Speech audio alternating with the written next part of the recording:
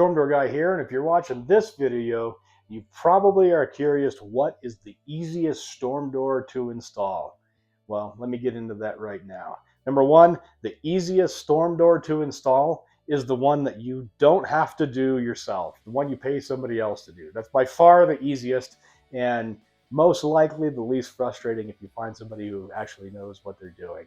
So, all jokes aside, in my experience, there really are two brands that are the easiest to install. So on one hand, you have the Larson Platinum doors. Those are rather easy to install. And on the other hand, the Andersen 3000 or 4000 series. And the reason those are the easiest is because they're all pre-hung units, which means the frames and the doors and the expanders and all of that, they're all ready, pre-built and pre-assembled.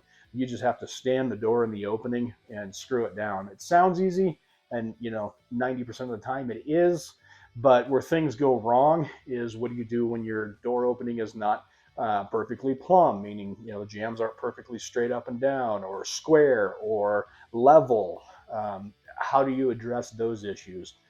Really where all the installers shine are how do you fix the problems. So if your door opening is perfectly plumb, square, and level, then yeah, it's super easy.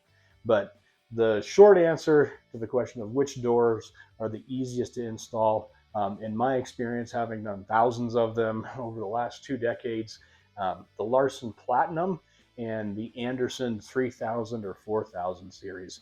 Those are, without a doubt, probably the easiest to install. If you have any other questions about storm doors, I invite you to check out my YouTube channel. It's the little @ Storm Door Guy, or you can find us online at stormdoorguy.com. If you have a question immediately pressing, feel free to leave a comment below. I read all of them and respond as quickly as I can. Other than that, thank you so much for watching and have a wonderful day.